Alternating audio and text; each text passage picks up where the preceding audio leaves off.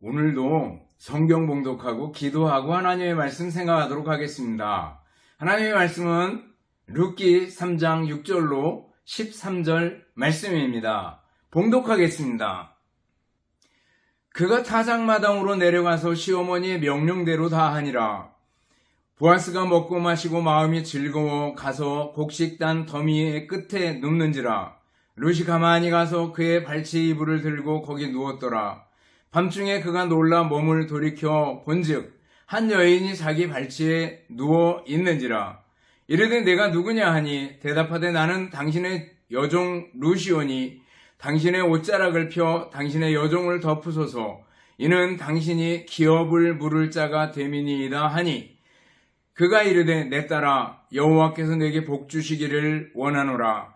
내가 가난하건 부하건 젊은 자를 따르지 아니하였으니 내가 베푼 인애가 처음보다 나중이 더하도다. 그리고 이제 내 딸아 두려워하지 말라. 내가 네 말대로 내게 다 행하리라. 내가 현숙한 여자인 줄을 나의 성읍 백성이 다 아느니라. 참으로 나는 기업을 물을 자이나 기업 물을 자로서 나보다 더 가까운 사람이 있으니 이 밤에 여기서 머무르라. 아침에 그가 기업 물을 자의 책임을 내게 이행하려 하면 좋으니 그가 그 기업 물을 자의 책임을 행할 것이니라. 만일 그가 기업 물을 자의 책임을 내게 이행하기를 기뻐하지 아니하면 여호와께서 살아계심을 두고 맹세하노니 내가 기업 물을 자의 책임을 내게 이행하리라. 아침까지 누워있을지니라 하는지라. 아멘. 기도하겠습니다. 사랑과 은혜가 풍성하신 하나님 아버지 감사합니다. 이 시간도 하나님의 말씀을 생각하는 소중한 시간입니다. 말씀으로 저희들에게 채워주시고 말씀을 받고 믿음으로 승리하는 삶을 살게 하옵소서. 예수님 이름으로 기도드리옵나이다. 아멘. 여러분 다시 만나서 반갑습니다. 주님의 이름으로 여러분들을 진심으로 사랑합니다. 또 한 주간 지나오면서 감사할 일들을 생각해보고 감사할 수 있기를 바라겠습니다. 동화작가 안데르센은요, 구두를 고치는 가난한 아버지 밑에서 또 남의 집에서 빨래하는 어머니 슬하에서 자랐습니다. 그가 태어났을 때 너무 가난해가지고 그 장례시장에서 버리는 평상 하나를 갖다가 아기 침대로 사용했다고 얘기를 합니다. 아버지는 늘 술에 쩔어 있었고 알코올 중독자였는데 밤마다 술에 취해서 들어오면 아들의 뺨을 때리곤 했다고 얘기를 합니다. 또 이 안데르센은요, 문학 수업을 단 한 번도 받아본 적이 없었습니다. 초등학교를 중퇴하는 정도의 학력밖에는 없습니다. 그러한 환경에서 자란 그가 어떻게 그렇게 아름다운 동화를 쓸 수 있었는지 어떤 사람이 물어봤습니다. 그러자 나는 불편한 환경 속에서도 베풀어진 축복을 붙들기로 했습니다. 비록 아버지가 무서울 때도 많았지만 아버지가 들려주는 이야기를 듣는 것은 정말 즐거웠고 다락방에 누워서 상상하기를 기뻐했습니다. 나는 아버지가 여전히 좋은 분이라고 믿었고 가난한 집을 축복이라고 생각했습니다. 생각하면 나의 역경은 축복이었습니다. 나는 가난했기에 성냥팔이 소녀를 쓸 수 있었고 또 못생겼다고 놀림을 받았기에 미운 오리 새끼를 쓸 수 있었습니다. 라고 말했다고 합니다. 가난하고 상황이 어렵고 그렇지만 그것을 원망으로보다는 축복으로 받아들이고 그리고 감사하는 마음 가지고 살았던 안데르센이 좋은 작품들을 많이 남긴 것처럼 우리들도 똑같은 상황 속에서 늘 감사하는 마음 가지고 살아야 할 줄 압니다. 어떤 일에 대해서 원망하지 않고 감사하는 것 자체가 어려운데요. 마찬가지로 어떤 일이나 사람에 대해서 책임을 진다는 것은 매우 어렵고 힘든 일입니다. 그러나 어려운 만큼 복되고 보람 있는 일인 줄을 믿습니다. 오늘 본문을 보면은요, 룻이 시어머니의 말씀에 순종해서 밤중에 타작마당에 보아스를 찾아갑니다. 그리고 보아스를 만나게 되죠. 보아스는요, 두려워하지 말라고 하면서 자기보다 가까운 친족이 있는데 그 사람이 기뻐하지 않으면 자기가 책임을 다 이행하겠다고 약속하는 것을 볼 수가 있습니다. 오늘 보아스와 룻을 통해서 우리에게 주시는 교훈은 무엇입니까? 먼저 첫 번째로 보아스를 통해서 주시는 교훈을 생각해 볼 수 있습니다. 보아스는 예수님의 예표고 그림자라고 그랬습니다. 보아스를 보면 예수님을 생각할 수 있어야 합니다. 보아스는요, 책임감으로 가득 차 있었습니다. 오늘 여기 보아스는요, 자기가 기업을 물을 책임을 다 이행하겠다 이렇게 얘기를 합니다. 아무리 마음이 넓어 보이는 보아스일지라도요, 룻이 어떤 여자예요? 이방 여인이었고 또 모압 여인이었습니다. 그를 통해서 기업을 이어준다는 것이 결코 쉬운 일이 아니었습니다. 얼마든지 당시 상황에서 무시당할 수 있는 여자인데 그 여자를 데려다가 기업을 물어준다는 것이 쉽지 않았습니다. 그리고 밤중에 불쑥 나타난 여인에 대해서 당황하고 놀랄 수밖에 없었죠. 보통 우리들 같으면 두 가지 반응을 나타냈을 수 있습니다. 하나는 뭐예요? 하나는 본능과 혈기로 룻을 품든지 아니면 룻을 쫓아내고 망신을 줄 수도 있었습니다. 그러나 오늘 본문을 보면 보아스는 룻을 좋게 여기고 좋게 말하고 자기가 기업을 물을 책임을 다 이행하겠노라고 얘기하는 걸 볼 수가 있습니다. 보아스가 룻을 위해서 책임을 다하듯이 우리 주님 예수님께서 우리를 위해서 큰 책임을 다 감당해 주셨습니다. 죄인인 우리들을 책임져 주셨습니다.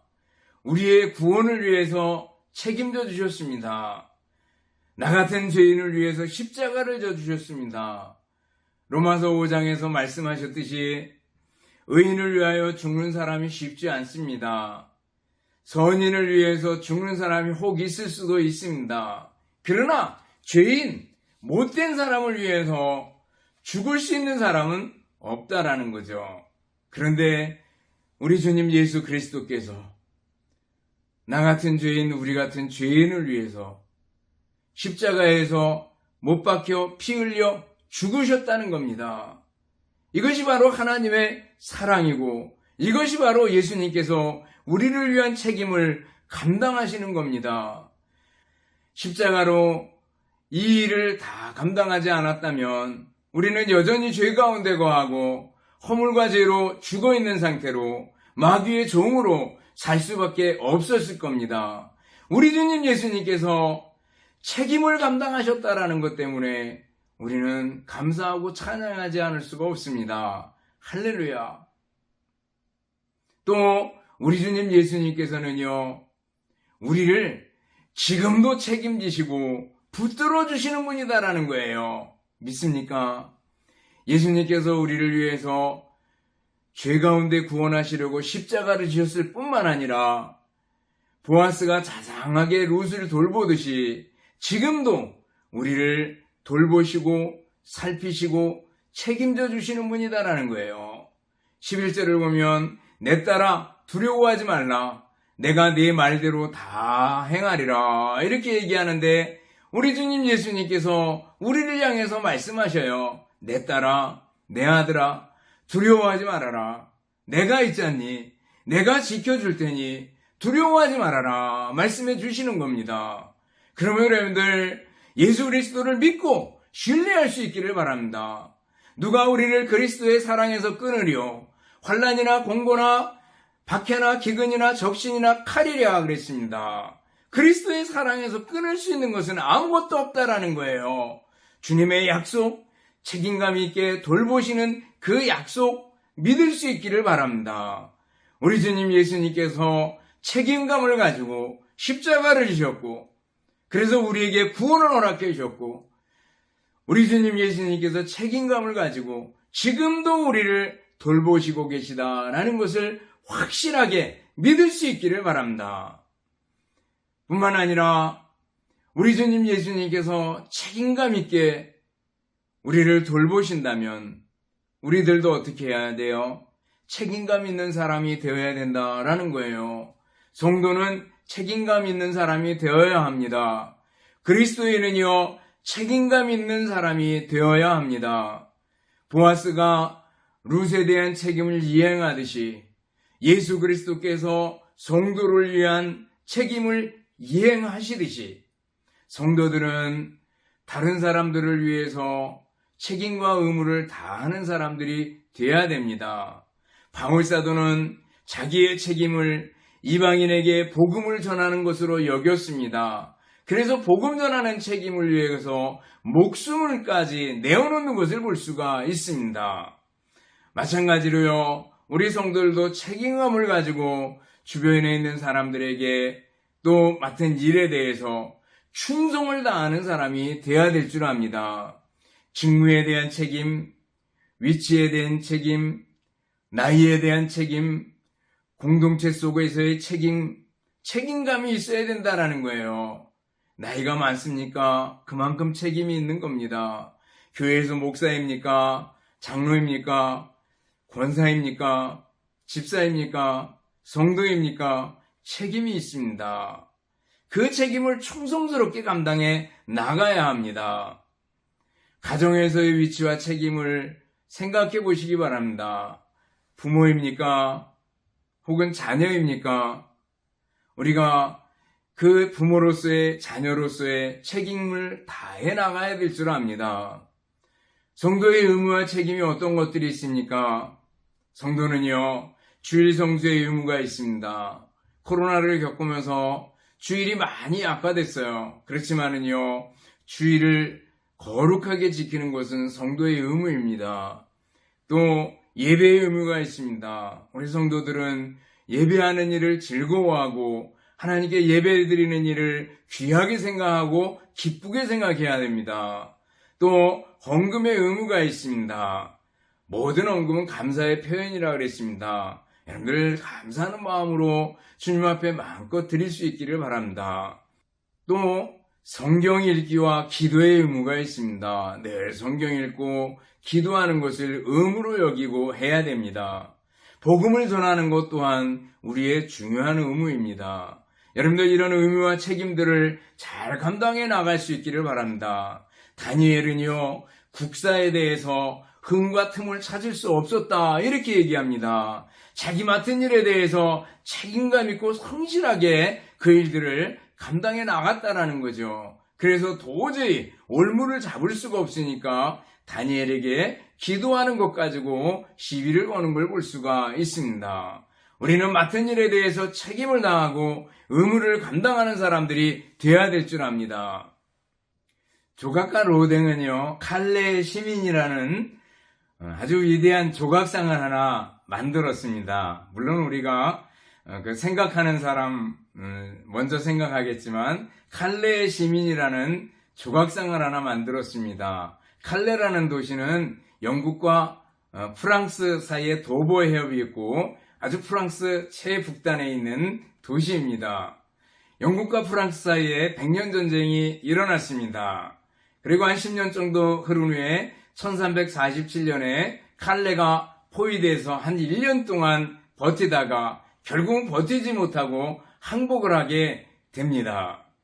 그때 영국의 에드워드 3세는 칼레 시민들에게 조건을 내밉니다. 시민들의 생명은 보장하겠다. 그러나 누군가 그동안의 반항에 대한 책임을 져야만 한다.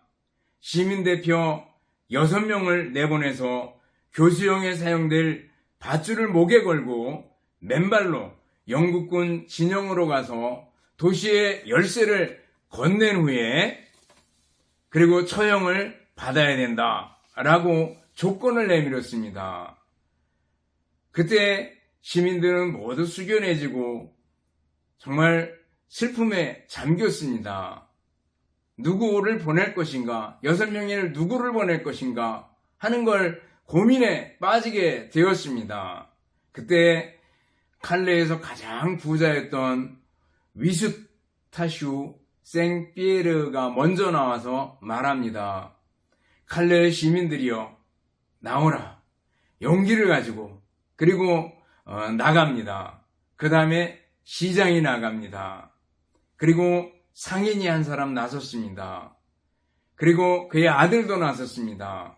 이들 모두가 칼레의 핵심 인물들이고 귀족들이었습니다. 드디어 6명이 꽉 찼습니다. 처형되려는 마지막 순간에 에드워드 3세는 왕비의 간청을 듣고 이 용감한 시민 6명을 용서해 주었습니다. 이 일이 노블레스 오블리주, 즉 귀족의 의무, 귀족의 솔선수범하는 것에 시초가 되었다고 얘기를 합니다.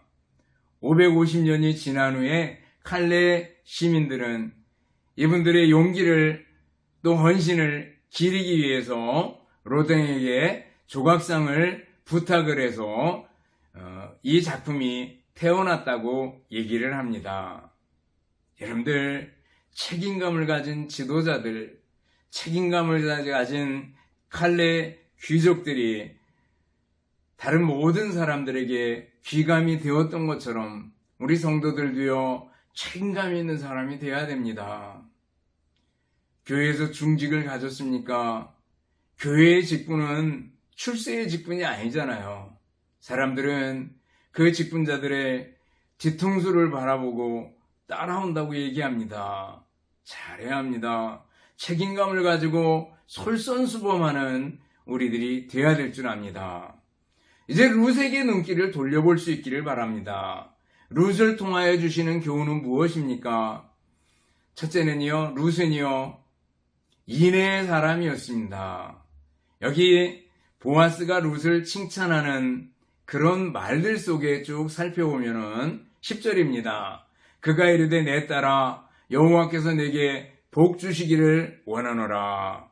이 사람들은 참 이 복을 빌어주는 게 몸에 그리고 입에 배 있는 것 같아요. 복 주시기를 원하노라.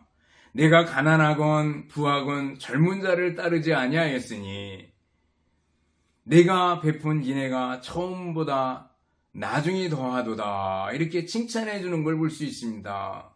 내가 베푼 인애가 처음보다 나중이 더하도다. 처음에 베푼 인애는 뭘까? 아마도 시어머니를 공경하고 베들레헴으로 따라온 것, 이것을 첫 번째 인애라고 한다면 나중에 인애는 시어머니의 말씀과 율법에 순종해서 보아스를 만난 일일 겁니다. 이것을 인애라고 얘기를 했습니다. 인애, 헤세드, 이 말은 긍휼, 자비, 은혜, 이런 뜻의 말이거든요. 한마디로 사랑입니다. 이 말은요, 인애라는 말은 하나님의 사랑에 그 기본을 두고 있습니다. 하나님의 사랑은 어떤 사랑입니까? 무조건적인 사랑입니다. 자기 아들 독생자 예수 그리스도를 이 땅에 보내주셔서 사람들을 구원하도록 해주신 겁니다. 이 사랑을 받은 사람들은요, 당연히 인애의 사람이 되어야 되고 사랑의 사람이 되어야 됩니다. 1만 달란트 탕감받은 종은요, 당연히 100데나리온 빚진 사람을 용서해 줘야 됩니다. 1만 달란트는요, 지금 남자 일당 10만 원만 따져도요, 6조나 되는 큰 돈입니다. 그리고 100데나리온은 1000만 원 정도는 되는 일인 거예요. 비교가 안 되잖아요. 엄청나게 무한대로 용서를 받은 우리들은요, 다른 사람을 용서하고 책임지고 인애를 베푸는 사람이 되어야 합니다. 여러분들, 인애의 사람이 될 수 있기를 바랍니다. 또 룻은 어떤 사람이에요? 룻은요, 현숙한 여인이었습니다. 여기 11절을 보면요, 그리고 이제 내 딸아 두려워하지 말라. 내가 내 말대로 내게 다 행하리라. 내가 현숙한 여자인 줄을 나의 백성 성읍 백성이 다 아느니라 그랬습니다. 한간에 파다하게 퍼진 소문을 보아스도 알고 있었습니다. 어떤 소문이요? 야, 나오미가 돌아왔대. 남편도 죽었대. 아들도 둘 다 죽었대. 그런데 나오미가 여자 하나를 데려왔어. 모함 여자래. 그런데 그 여인이 꽤 괜찮은 여자래. 부지런하고 지혜롭대. 능력 있는 여자래. 이런 소문들이 들렸는데 보아스도 그 이야기를 들어서 알고 있다라는 거예요. 보아스는 오늘 내가 현숙한 여인인 줄을 온 성읍이 다 안다. 이렇게 얘기하는 걸 볼 수 있습니다. 여기 현숙하다 그러면은 단순히 얌전하고 현모양처 이런 걸 생각하기 쉬운데 현숙하다라는 말 속에는요 강하다, 견고하다, 능력, 막 요동치는 가운데서도 흔들리지 않는 거 이런 뜻이 포함되어 있다고 얘기를 합니다. 요동치는 세상 속에서 흔들리지 않는 견고함이 있는 여인이다 라는 의미가 현숙함 속에 있습니다. 현숙함 그러면은요 우리는 성경에서 어디가 생각나요? 잠언 31장이죠. 잠언 31장 10절부터 31절까지 쭉 보면은요 현숙한 여인의 모습이 나옵니다. 누가 현숙한 여인을 찾아 얻겠느냐? 그의 값은 진주보다 더하니라. 그런 자의 남편의 마음은 그를 믿나니 산업이 핍절하지 아니하겠으며 하면서 쭉 나옵니다. 부지런하게 가사를 돌보고 그리고 집안 사람들을 필요를 다 공급해주고 그리고 공고한 사람, 궁핍한 사람들을 도와주고 하는 일들이 쭉 나옵니다. 그랬을 때 남편과 자식들이 일어나서 그 여인에게 감사하고 살해하는 걸 볼 수가 있습니다. 여러분들 여기 현숙한 여인은요 능력 있는 사람입니다. 지혜로운 사람입니다. 부지런한 사람입니다. 그런데 잠언 31장 끝에 보면요 무엇보다도 이 여인은요 하나님을 경외하는 여인입니다. 여러분들 우리 성도는요 현숙한 여인 같은 사람이 되어야 합니다. 하나님을 경외함으로 능력이 있고 그리고 부지런하고 지혜로운 사람이 되어야 된다는 거예요. 룻이 좋은 소문의 주인공이 된 것처럼 우리들은 빛과 소금의 역할을 잘 감당해 나가는 사람이 되어야 됩니다. 요셉을 보세요. 요셉은요 요셉이 가는 곳마다 하나님께서 함께 하시고 형통함이 있게 됩니다. 노예 생활을 할 때 보디발의 집이 복을 받습니다. 감옥에 들어가 있을 때 감옥의 모든 일들을 요셉이 다 처리하게 되고 감옥이 편안합니다. 또 애굽의 총리가 되었을 때 하나님께서 함께 하심으로 지혜롭게 모든 일들을 잘 처리하는 걸 볼 수가 있습니다.